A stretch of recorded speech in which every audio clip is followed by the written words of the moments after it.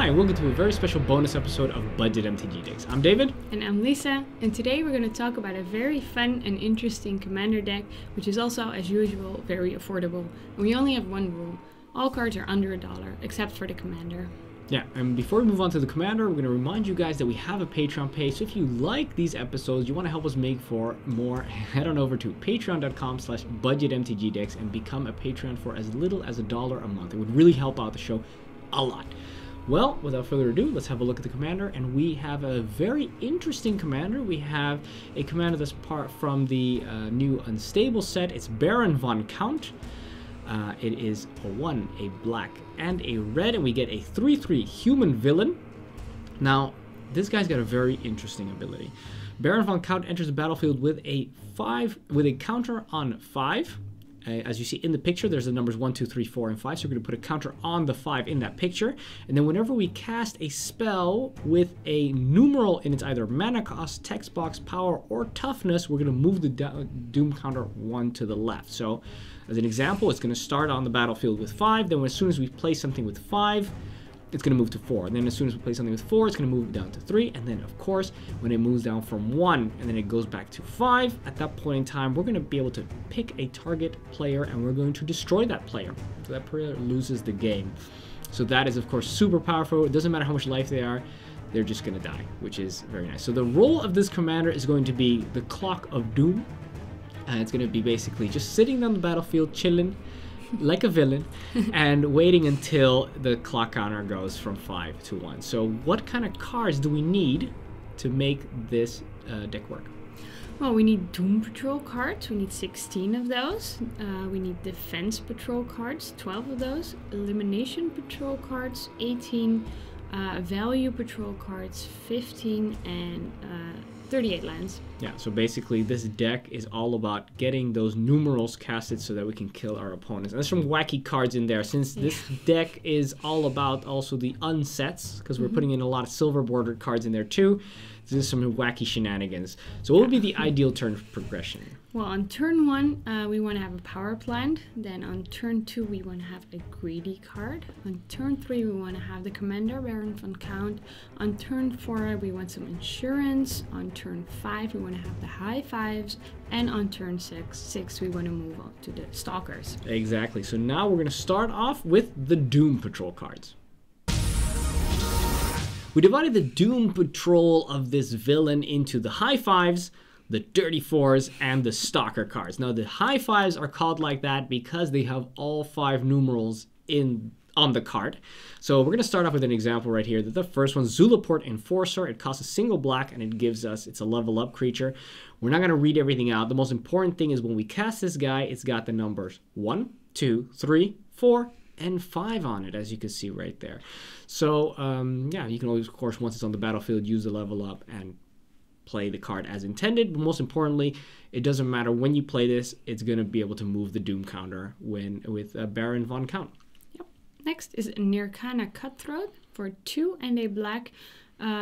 It's pretty much the same as the other card, except it's got level up for 3. Also, all 5 numbers are in it. Exactly. Then we move on to Ember Swallower for 2 and 2 red. It's a 4/5 with Monstrous 7. Who's going to be able to have everybody sacrifice 3 lands, but that's not really the important part. The important part is that it's actually a 4/5 for 4, which is a pretty decent body. And of course, it's always going to trigger Baron von Count. Next up is a Wildfire Cerberus for 4 and a red. It's a 4/3, and we can make it monstrous for 7. Gets a +1/+1 counter, which is very expensive for just a +1/+1 counter. But when it becomes monstrous, it deals 2 damage to each opponent and each creature your opponents control. Nice little board wipe built in as well. And it's got all 5 numbers again, in it. Yeah, the 1 over there, 2, 3, 4, and 5. Then we go to Farragax Giant for 4 and a red. We got a 3/3 with Tribute 2. If it didn't come in with 2 +1/+1 counters because our opponent decided not to, then we'll deal 5 damage to each opponent. Doesn't really matter. The important thing is it's got all 5 numbers. Next is Archfiend of Ifnir for 3 and 2 black. It's a 5/4 flyer. And whenever you cycle or discard another card, put a -1/-1 counter on each creature your opponents control. And it's got cycling for 2. It's got all numbers in it. It's got all It's numbers. So important. yeah, people may say, oh, that's a -1, but it doesn't matter. It's the number 1 is still in there. Even if it's in the flavor text, even it's in the power, in the toughness, in the mana cost, it doesn't matter. The number is there. And here the number 1 is clearly there. So all 5 are there. Then we got the last one, and that is Ursa's Science Fair Project. For 6 mana, we get a 4/4 artifact creature, and we can pay 2 mana and then roll a die, and then we're going to get one of these cool, awesome abilities. We're not going to go into all of it. The point is, we're going to be rolling dice, and of course, when it comes in, it's definitely going to trigger Baron von Count because it has clearly all the numbers and then some. Yes. Those are the high 5s. Let's move on to the dirty 4s. These are the cards that have 4 out of the 5 numbers on them. You want to do the first one? I will go and do the first one. The first one is Inhumaniac for 1 and a black. It is a 1/1 Brainiac, and at the beginning of each upkeep, we're going to roll 6-sided die. Now there's going to be one of 3 results. Either it's going to get big, or it's going to get it's going to be one of 2 results. It's either going to get big or it's going to lose all its counters. Most importantly, it's got the numbers 1, 3, 4, and 5, only missing the number 2. Yep. Then we move on to Plague Belcher. For 2 and a black, it's a 5/4 with menace, so it needs to be blocked by 2 creatures. When he enters the battlefield, put 2 -1/-1 counters on target creature you control, so it could also be this one. And whenever another zombie you control dies, each opponent loses 1 life. Most important, it's got 4 numbers in it. Yeah, the 1, 2, 4, and 5. Yeah, 1, 2, 4, 5. Yeah, exactly. Then we move on to Bale for Amet for 2 and a black. It's a life linker. It comes in with either a -1/-1 counter, or we put it on something else. As you can see over here, it doesn't have the number 5. So it's got the 1, 2, 3, 4. Out of almost all the cards, we've almost tried to ensure that every single card has the number 5 on it. Why? Because we need the most cards that have 5, then less cards that have 4, then even less cards that have 3, less 2, less 1, because we want to make sure that we get them in that order. So we need to have more of those cards to guarantee that we have that. Bale for Amet is one of those cards that does not have the number 5 on it, but still 4 out of 5 ain't bad. Then we move on to Afflicted Deserter for 3 and a red. It's a 3/2, and at the beginning of each upkeep, if no spells were cast last turn, we can transform it, and then it transforms into Werewolf Ransacker for it's a 5/4, and when it transforms into Werewolf Ransacker, you may destroy target artifact, and if it's put into a graveyard this way, it deals 3 damage to target artifact's controller. Yeah, it doesn't really matter. We got a lot of text. The point is that Afflicted Deserter just has the numbers 2, 3, 4, and 5 on it, and that's what's important. Yeah. Then we have Heartpiercer Manticore for 2 and 2 red. It's a 4/3, and when he enters the battlefield, we get to sacrifice another creature, and if we do, it's going to deal that much damage equal to that creature's power to target creature player. So nice little removal when it comes in. We can sack something we don't need, and of course, it's got the numbers 2, 3, 4, and 5. Being very important because actually number 1 we have already on so much other stuff. Then 1 is the one we're going to need the least. So it's really nice that these ones have these other ones. Then we have Boltwing Marauder for 3, a black, and a red. It's a 5/4 with flying. And whenever another creature enters the battlefield under your control, target creature gets +2/+0 until the end of turn. It's got a 2, 3, 4, and a 5 in it. The most important numbers. And it's not a bad creature either. No, still, it's a flyer for a 5/4 flyer. Yeah. Pretty decent. Those are the dirty 4s, and then we move on to the Stalkers. They're called the Stalkers because they keep coming back. We keep on recasting them, being able to get multiple triggers of that Doom counter.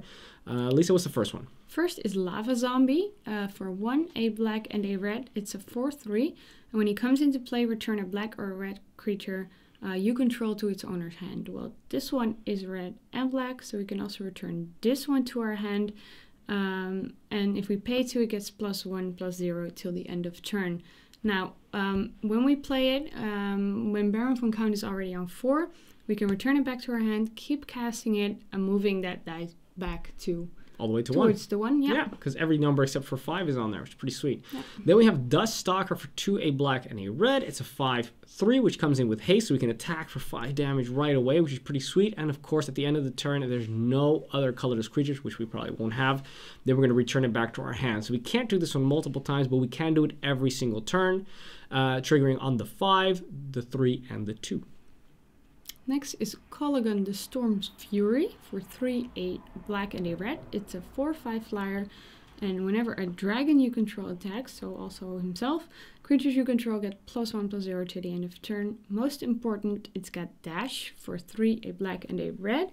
What does dash mean again? When it enters the battlefield, we can play it for dash cost, and then we can attack with it right away, but then at the end of the turn, we're going to return it back to our hand. Yeah. And of course, that means that we can play it again next turn, triggering the 4, and then again, triggering the 3. Yeah. Pretty cool. Those are the Stalkers. Let's have a look at the Defense Patrol. We divided the Defense Patrol into the wacky cards and the insurance cards. We're going to start with Ricochet. For 1 red, it's an enchantment. It states that whenever a spell targets a single player, everybody's going to be rolling dice, and whoever rolls the lowest, that's the person who's actually going to be targeted with that. So add some wacky shenanigans to the game. Next is Handy Dandy Clone Machine for 3. It's an artifact, and if we pay to tap it, we can create a Homunculus Creature token, a 2/2. And it must be represented by a unique hand with 2 fingers, like this. Or it ceases to exist. So you need to keep it like this, or sacrifice it. It's gone, yeah. So you can ask somebody else to help you, so you can have multiple people with hands. But yeah, who's going to be standing around there? So, no. So probably you'll only be able to have 1 at any given point in time. Then we have Jalum Grifter for 3 and 2 red. It's a 3/5. And for 2 mana and tapping it, we're going to be able to put this guy and 2 lands face down onto the battlefield, and then we're going to be shuffling them around in front of target opponent, and then they've got to try and pick the Jalem Grifter. If they chose a land instead, we're going to be able to destroy a permanent that they control, and if they do guess correctly, then we're going to sacrifice Jalem Grifter. So it's kind of a nice little game that you can have. But if you're good at it, then you can destroy something of theirs every turn. It's pretty sweet.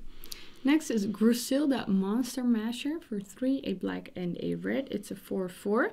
And if we pay 3, a black and a red, tap it, we can put 2 target creature cards from graveyards, from other people's graveyards or your own, onto the battlefield combined into 1 creature. Yeah, so basically... it's got menace. Yeah, it's got any combined creature, any enchanted creature, any equipped creature is going to have menace while Grusilda is on the battlefield. So the one you combine is also going to have menace.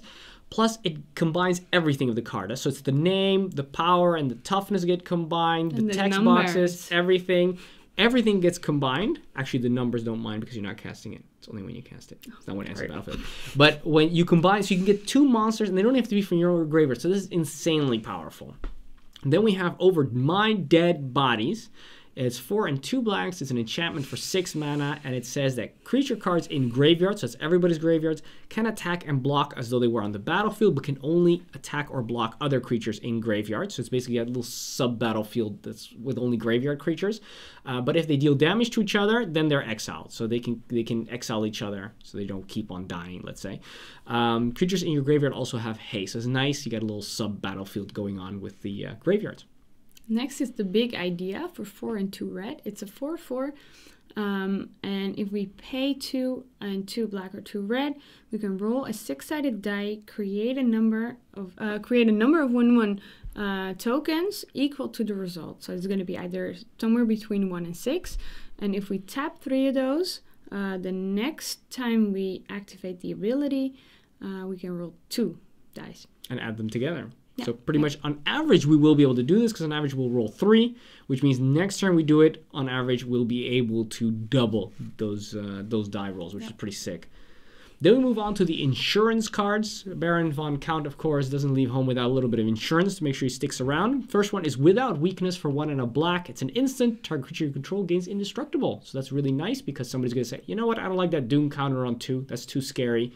And then you're going to go, or even worse, if it's on 1 and they're about to die and say, let me wipe the board, and you say, I cast Without Weakness. Not only is Baron von Count indestructible, but of course this Without Weakness has 1 in it, which means you would also kill that opponent for their impunity. Yep. Next is Rush of Vitality for 1 and a black. It's an instant, and target creature gets +1/+0 and gains lifelink and indestructible till the end of turn. Yeah. Doesn't really matter the other stuff, just the fact that it's indestructible. Whale of the Nim for 2 and a black. It's an instant, and all our creatures are going to be regenerated, which is pretty nice. It not only saves Baron von Count, but it also saves the rest of our creatures. And if we pay an extra black, we can choose to do 1 damage to each creature and each player. That's the way that I would play it, at least. Next is Swiftfoot Boots for 2. We can equip a creature for 1, and it gets hexproof and haste. Yeah, no more targeted removal against No, the Baron. it's protected. Mask of Avacyn is very similar for 2 mana and equip cost of 3. Equipped creature has haste, and it's also gets +1/+2, which means that this actually triggers Baron on the numbers 1, 2, and 3. Next is Blessing of Leeches for 2 and a black. It's an aura, and we can play Blessing of Leeches anytime we play an instant. At the beginning of our upkeep, we do lose 1 life, but we can regenerate the creature for free. Yeah, whenever we want. Basically, it's almost like it gives it indestructible. Yeah. It's pretty nice. All right, that is everything for the Defense Patrol. Let's have a look at the Elimination Patrol. We divided the Elimination Patrol into the Guided Elimination and the Indiscriminate Elimination.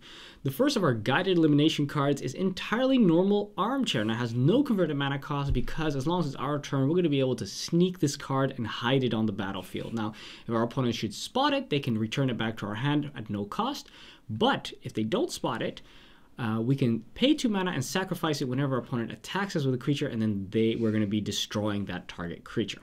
I put it under my playmat. Very sneaky. I love it. Next is Just Desserts for 1 and a red. It deals pi damage to target creature. How much is pi?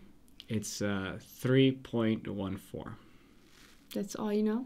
That should be enough, I think. I'm disappointed in you. I thought as much. All right, next we have Super Duper Death Ray for 2 and a red. It's an instant with trample, and it deals 4 damage to our creature. And trample means, of course, that any excess damage will go straight to our opponent's dome. Yep. Next is a Saute for 1 and 2 red. It's an instant, and it deals 3.5 damage to target creature or player. And it's sauteing Beebles. Very nice. They're extra succulent if you prepare them correctly. Then we have Reckless Spite for 1 and 2 black. It's an instant. We're going to destroy 2 target non-black creatures, and we're going to lose 5 life. So what's great about this card is that, of course, it's got the number 5 on there, which is a great way to start our Doom counter from moving. Yep. Next is Ashes to Ashes for 1 and 2 black. It's also got the number 5 in it. We can remove 2 target non-artifact creatures from the game, and it deals 5 damage to us. But yeah, we're willing to take that and destroy 2 creatures. It's actually not destroy. It's 5. Exile. We're going to exile 2 creatures, and we're going to move the Doom counter from 5 to 4. Very nice little start. Next, we have Pygmy Giant for 1 and 2 red. It's a 0/2 giant. Throwing a pygmy. Very cruel, but it also has. Pay a red and tap it, and then sacrifice a creature, and then this guy's going to deal damage to a creature equal to the creature that we sacrifice text box, a number in the text box. And of course, if we were to sacrifice Pygmy Giant itself, it's got the numbers 487 in its text box, so it can deal that much damage to a target creature. But of course, we can also do it to any other creature with text in its text box. Yep. Next is a Ruinous Path for 1 and 2 black. We can destroy target creature or planeswalker. It's got a 1, a 4, and a 5 in it. Pretty decent for removal. Then we have a Jaya Ballard Task Mage for 1 and 2 red. It's a 2/2 human spell slinger, and it's got tons and tons of abilities. They're all based on removal, so we're not going to go into them right now. But it is important to know that it has the numbers 1, 2, 3, 4, and 5. So it has all the numbers except for 4, which is very, very decent, That's actually. Good. Yep. Then we have Augur Spree for 1, a black, and a green. Target creature gets +4, -4 until the end of turn. Good little removal against the indestructible stuff and everything. Then we have Sever the Bloodline for 3 and a black. It is a sorcery. We're going to exile target creature and all creatures with the same name. So we can either hit something that's big and chunky or hit a token where they have loads of tokens, and then we're going to remove all of those. And of course, it's got flashback, and of course, importantly, it's got the number 5 in there. Yep. Then we have Bumbling Pangolin for 3 and a red. It's a 2/2, and when it enters the battlefield, we can destroy target artifact. Nothing wrong with that, right? Destroying an artifact. Then we have Capital Offense for 2 and 2 black. It's an instant, and it's going to give a creature -X/-X, where X is the number of times there's a capital letter in the creature's text box. So if it's got a lot of text, it's got a lot of capital letters, we're going to be able to give it a lot of minus. Yep. A lot of minus, yes. Yes, a lot of minus. A lot of minus. A lot of minus. Okay, then we go to Skull Saucer for 4 and 2 black. It's a 4/1 flyer. When he enters the battlefield, we can destroy target creature and put your head on the table. And we sacrifice it when you stop touching your head with the table. Yeah. Which is probably pretty soon. Yeah, even if you only get one attack with it, it's pretty nice. Yeah. Yeah, it's pretty cool. All right, those are the guided elimination cards from the Elimination Patrol, and now is the indiscriminate. First one is Mizzy of Mortars for 1 and a red. It is a sorcery which deals 4 damage to target creature you don't control, but we can overload it for 6, and then we deal 4 damage to all creatures we don't control. And of course, it's very cool that it's got the numbers 1, 3, and 4 on here. Next is Rising Miasma for 3 and a black. All creatures get -2/-2 until the end of turn. It's got a 1, a 3, and a 5 in it. Pretty nice for a nice little board wipe against those 2/2s and 1/1s. Then we have Granulate for 2 and 2 red. It's a sorcery. We're going to destroy each non-land artifact with converted mana cost 4 or less. This deck doesn't have a lot of like mana ramp and early game stuff, which means that our opponents are going to lose all their mana rocks when we play this. Brutal. Next is Void. For 3, a black and a red. You can choose a number. Destroy all artifacts and creatures with converted mana cost equal to that number. And this also refers to the cards in their hand. Same number. One player, yeah. Yeah. One player gets to also remove that the stuff in their hand, which is pretty so we're going to look nasty. at their board state, pick the number, the converted mana cost that's most common. Don't pick 3, because that's your commander. Yeah. Those are the elimination cards. Let's have a look at the value patrol. We divided the Value Patrol into the Greedy cards, the Mortuary cards, and the Power Plants. The first of the Greedy cards is Argyle's Bloodfast for 1 and a black. It's a legendary enchantment, and we can pay 2 mana and 2 life to draw a card. That's pretty nice. As many times as we want. It gives us awesome card draw. Also, at the beginning of our upkeep, if we have 5 or less life, we're going to transform this card, which before we transform, it's important to remember that this card has the numbers 1, 2, and 5 on it. Pretty cool. It turns into Temple of Aklazots, and it taps for a black. It becomes a land. It taps for a black mana, but we can also tap it and sacrifice a creature and then gain life equal to the sacrifice creature toughness, so we can use it to get us back into safe territory with respect to life. Next is My First Toad for 3. Tome. Not first you have a tote bag, and in there is your first tome. That's fascinating. Okay, sure. Yeah, My First Tome for 3. It's an artifact, and if we pay 1, tap it, say the flavor text on a card in your hand, then a target opponent has to guess the card name, and you can reveal it, and if they're wrong, you can draw a card. So pretty much they're probably always going to be wrong, so you get to draw a card for 1. Yeah. And the flavor text on this card is really funny because it says, this card is named My First Tome. Yeah, so you can't really use that one. But you only have 1 copy anyway, yeah. So it doesn't matter. But it's pretty tricky because, for example, the Argyle's Bloodfast, the flavor text on it is, Argyle's vision led him into the jungles of Ixalan. So people are going to know it's Argyle's Bloodfast. But yeah. Next is an awesome card, and that is Necro Impotence. Instead of Necro Potence, it's Necro Impotence. And for 3 black is an enchantment. Now, we're not going to untap our permanents anymore, but we can untap our permanents at the beginning of our upkeep by paying 1 life for each permanent we untap. And additionally, we pay half a life, and if we do, we can basically draw a card. But it's only at the end of turn. But still, mad card draw for just very little life. Yeah. Next is Split Screen for 4. When he enters, we can divide our library into 4 piles and play with the top card of each pile open. And when he leaves the battlefield, we get to shuffle them back together. Yeah, so basically we have 3 more options when it comes to drawing a card. And we also get to see what it is, which is very cool. Next, we have Greed for 3 and a black. It's an enchantment. It allows us to pay a black and 2 life to draw a card. Super, super nice. And what's also very nice is that if we get the 4th edition one, it's got the 3, the 2, and the 4, because the 4 is in the flavor text. Yeah, pretty nice. Next is Jamayo's Journal. Tamio. I know the T very looks... You're thinking of the other planeswalker. Jamayo. That's the cousin. That's the kind of Jamaican cousin, Jamayo. But he didn't keep so much a journal as it was just a logbook. Okay, this is just some guy's journal for 5. It's actually a girl, but yes.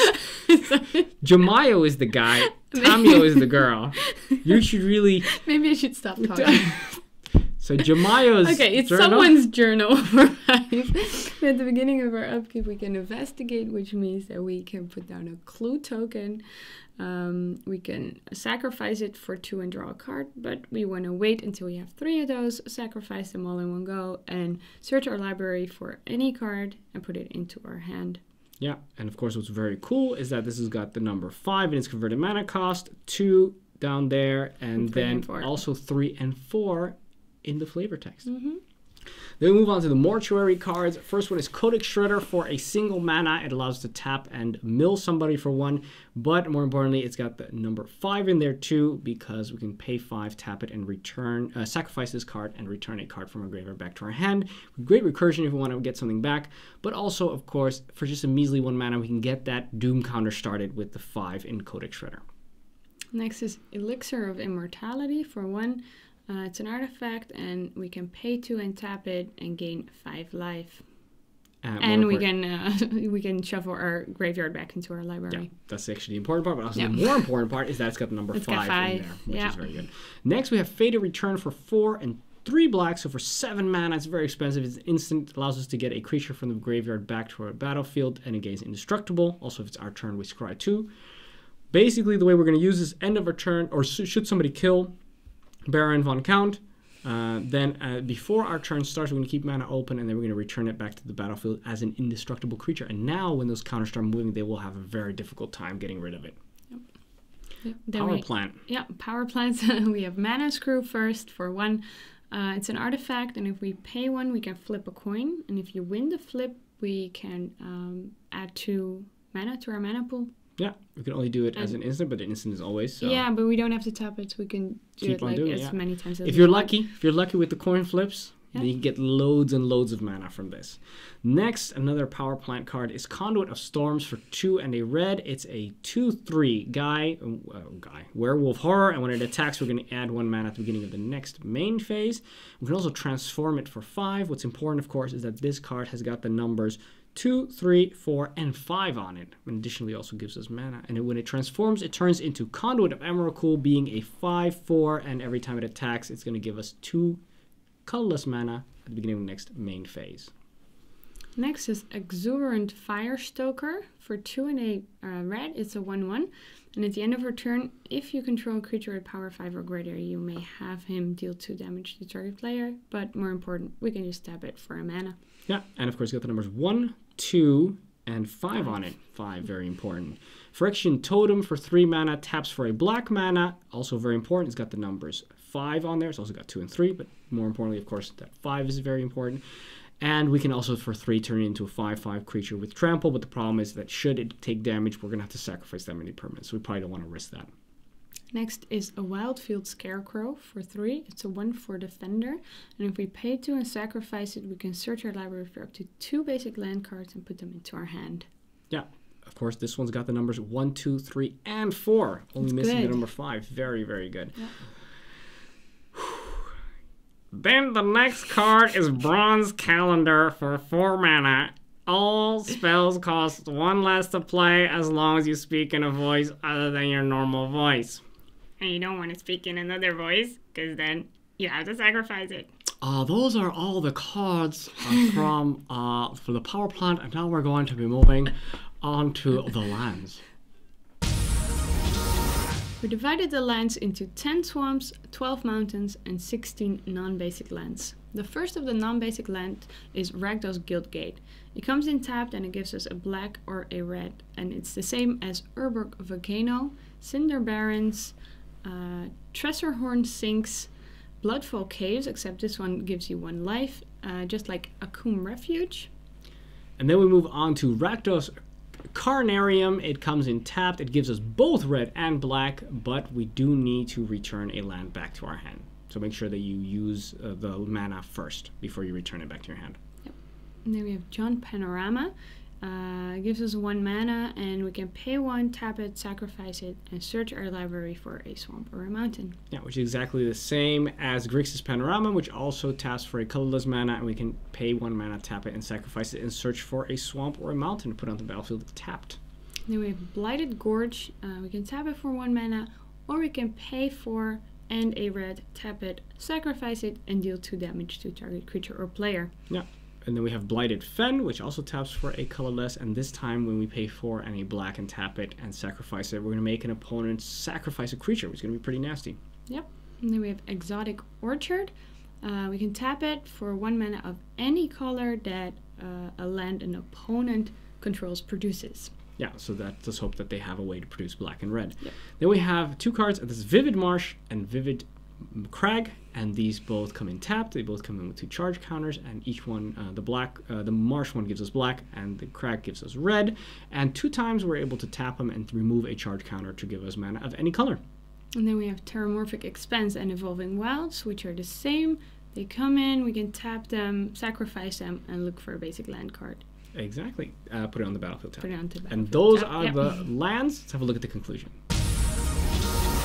In conclusion, this deck is a lot of fun. It's crazy, it's weird, it's different from what you used to when you play Magic. You have to play with your head on the table, speaking weird voices, flip coins. It's weird. It's complete anarchy. Yep. And until January 15th of 2018, these cards are all legal in Commander, which means that this is actually a legal Commander deck. Even if you go to any playgroup, I mean, naturally after that, you can still just agree with your playgroup that you can play it. The funny thing about this is that, yes, there's crazy shenanigans and all kinds of weird stuff happens that you normally wouldn't see in any other game of Commander, but the deck can also win. Why? Because if we play our Commander, we got those Doom counters, this deck is completely tricked out to have the most 5s, then a little less 4s, then 3s, then 2s, then 1s, and it'll be able to move smoothly from the 5 to 1 and be able to kill our opponents no matter how much life they had, no matter how many creatures they have on the table, no matter how powerful they are. Once that thing goes from 1 to 5, that's it, they're dead. And that is, of course, very cool to see a card that's able to do that, to simply kill an opponent. And Baron von Count, yeah, just a great villain. Yeah. Chilling like a villain and killing chilling like a villain and killing, and he's not Millen, but that wouldn't work. Right. Anyway, it's also pretty affordable, right? Yeah, it only costs $25.84. Yeah, so that's not a very expensive deck for these kind of shenanigans. Also, we're going to remind you guys now that we have a Patreon page. So if you like these videos and want us to do more, head on over to patreon.com/budgetmtgdecks. We really appreciate it. Then also join us on Facebook, Twitter, and Instagram to let us know. We can have discussions about these decks, about upcoming sets, about non-budget upgrades. Head on over to our social media to talk to us there. Also, subscribe to us here on YouTube for the most powerful decks and advice everyone can afford. And if you do, hit the little bell button to make sure that you get notifications when a new video comes out. That's it. I'm David. And I'm Lisa. And this was Budget MTG Decks.